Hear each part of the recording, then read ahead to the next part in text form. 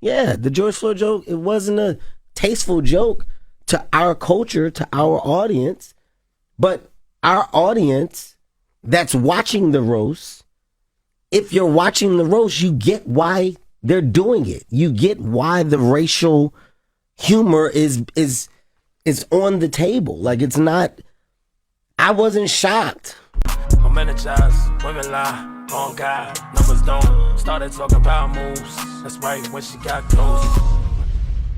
It's Young, the one who do it. Numbers don't lie. That's the movement. Now let's get to it.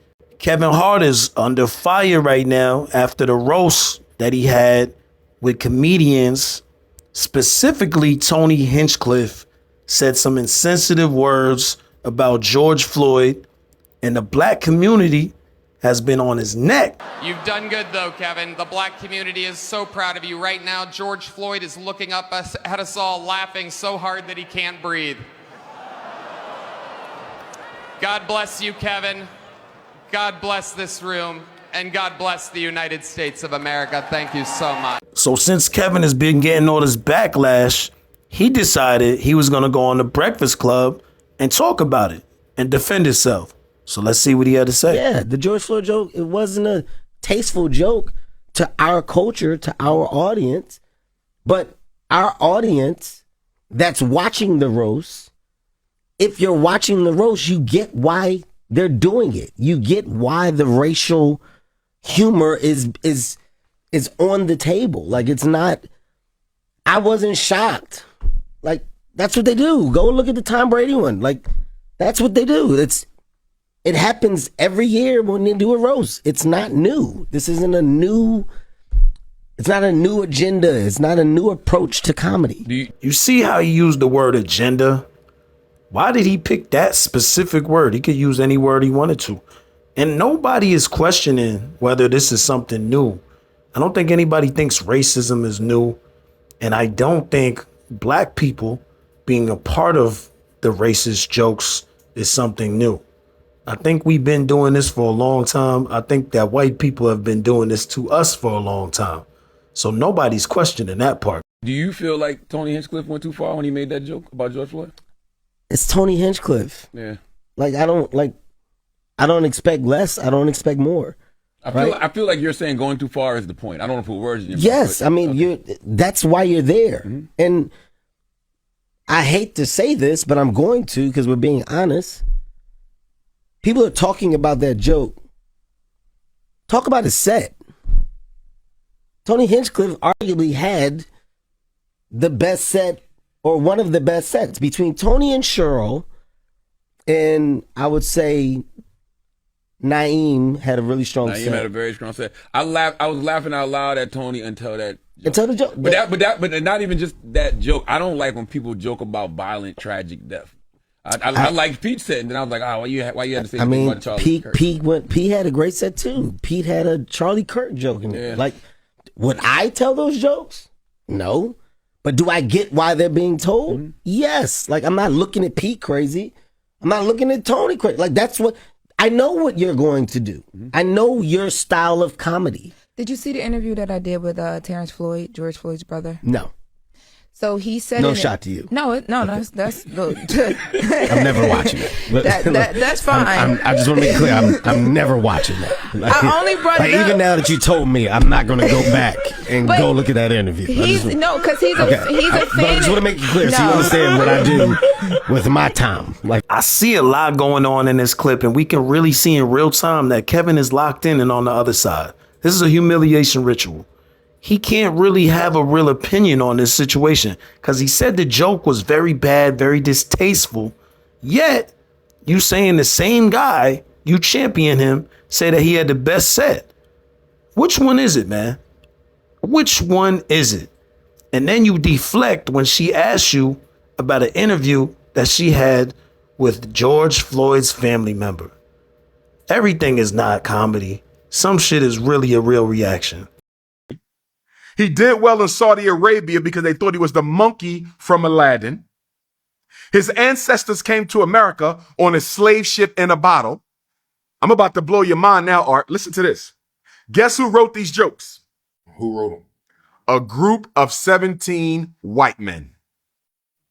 Art, a group of 17 white men were hired by Netflix to make a night's worth of racially derogatory, insulting, and humiliating jokes about black people. White men wrote these, Art. Let's continue.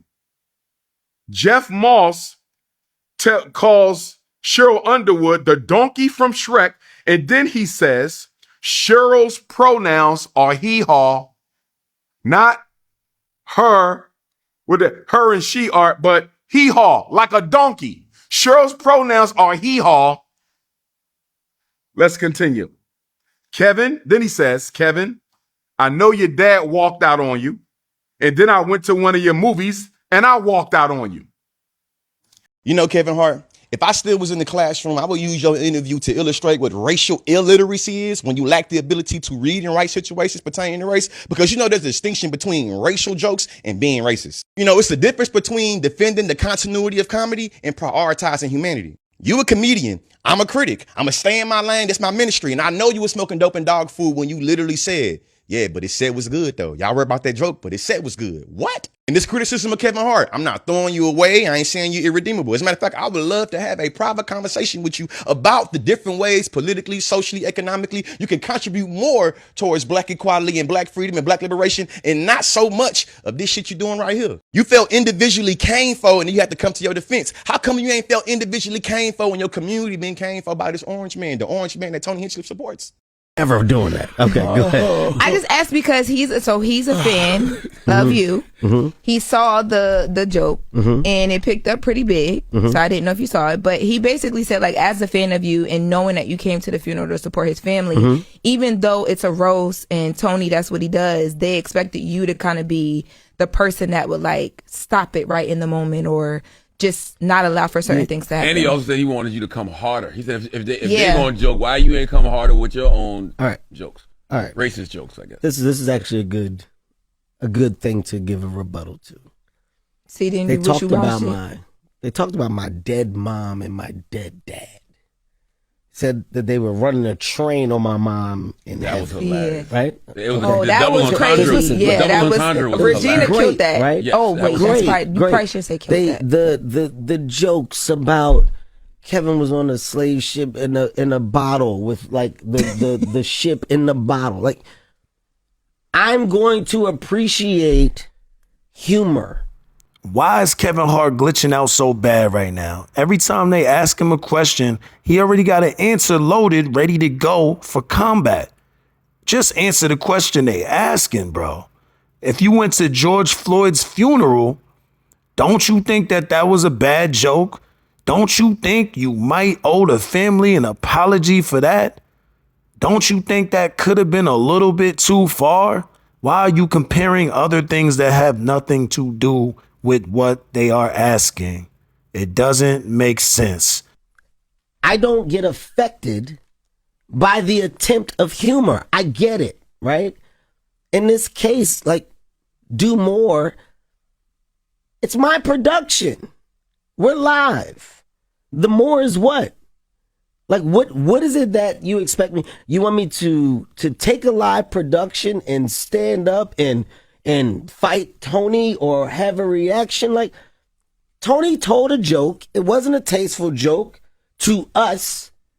We didn't like it. Okay. Hey man, f- that joke. We move on. I don't understand why we stand on the hill and it becomes like this big thing of like, oh man, the mother, they do this and they're attacking the culture. I remember Lil Wayne. Shout out to my brother. I just seen my brother too a few weeks ago. Shout out to my brother Lil Wayne. But he had a bar one time say, should have get ugly like Emmett Till, and the whole Till family. He had to apologize because of how crazy the Emmett Till situation was. And he apologized. He was like, yo, yeah, I shouldn't have said it, you know. But you got to think about people who lived that and went through that. We in way more sensitive times than them bars Lil Wayne said about Emmett Till. We in a way, way, way more sensitive society. So I'm not sitting there, you gotta think about this. George Floyd might be the Emmett Till of of that generation. Even though he didn't get beat to look as bad as Emmett Till, but we actually seen a nigga die on television. It's on video. And you actually watch somebody on a nigga neck and he's saying he can't breathe and then he dies. So you don't actually see the Emmett Till situation. You actually see his face after, which was horrible and it looked really bad. So you see it, you like, what did these niggas do to him? But imagine, you don't gotta imagine, go to YouTube and watch the niggas put his knee on a nigga neck and he died. So that was a great comparison, I think. That's why people may be upset about it. It doesn't have to be that. It literally is either you're a fan of this level of content or you're not. My rebuttal is simplicity. Remove me from it. I didn't say it. If you are upset that the night went on, that's a different conversation. It's nothing I can do. It's a production. It's a live production. I'm not compromising the live production for a reaction of what? What do you want me to do? I'm going to drag him off? You want me to fight afterwards? You want me to turn it into, like, what? That's not what I agreed to do. That's not the job at hand. This is Kevin telling you right here, right now. He is powerless. He's spineless. He's with the agenda, and he's going to do whatever he needs to do to stay where he's at, in the space that he's at, with the amount of money that he makes. He does not care about you. He doesn't care about the culture. It's about the production. He's getting paid to do what he does. That's it. He can't do nothing else. His hands are tied, and you're going to continue to see this type of content. If you don't like it, don't watch it. Job at hand was to produce a successful roast, which I did. I also got the rebuttal. I also got to say it at the end. What are we dealing with here? I'll say it again. Stop talking as if I said it. So when you say the family and the family's affected, I didn't disrespect the family. Showed up for the family when it happened. Made sure that the family felt supported. Made sure that all things there were actually cool. Hey, yo, I wonder if he really, in his mind, think it makes sense after somebody loses somebody tragically like that on TV. If that trauma ever really goes away that easy. Now you opening the wound back up. Not you specifically, but you as watching somebody else that's part of your production, as you said, saying some heartless, nasty, disgusting, distasteful content. Because it's just content to you, right? Think about how that sounds, man. But y'all let me know what y'all think, man. Did Kevin Hart do the right thing when he went to the Breakfast Club? Did he say the right things? Should he have said more? Should he have done more the day of? Or is it not really his duty or his job because he didn't say the joke? Is it just comedy? Y'all let me know, man. Y'all drop it in the comments. Y'all know what to do, man. Hit that like button, hit that hype button, and make sure y'all subscribe to the content, man. Ain't shit you could tell me. I'm a hustler, can't sell me. Never had to make a plan B, cause I'm making moves daily. You be worried about your lady, I be worried about my baby, and I ain't even got a baby. I'm thinking about the future crazy. Team about to make some big moves. You don't know what we all been through. Used to sleep in a rental, now I rent the presidential. Funny how shit switches up. Used to have to go and piss in cups for my PO every month. Couldn't go anywhere that I want. So y'all that are new to the page, my name is Youngness. I'm an artist, I'm a songwriter, I'm a content creator. I'm also a real person just like you. I go through real issues. So I just wanted to give y'all some positivity and let y'all see my real personality for a second. If nobody's told you before, I need you to know life is about belief, and belief starts with the Creator. It starts with God. So in order to see something in reality, to see something happen fast in your life, it depends on how much you believe in it and how strong that belief is. Now, I need y'all to say this, man. Repeat this with me and feel it in your heart. I'm surrounded by endless opportunities with overflowing resources and divine favor. And with the God-given wisdom, discernment, and discipline, I don't just maintain them, I multiply them. Continue to say that. Continue to believe it. In your heart, in your mind, in your spirit. Now watch your life transform. Men lie. Women lie. Numbers don't lie. Make sure y'all go get y'all NDL hoodie, man. Get all y'all NDL apparel. I'm gonna drop the link. Y'all see the joint right here. We got the good maroon joint. You see the established 2014 for y'all that know. Numbers don't lie.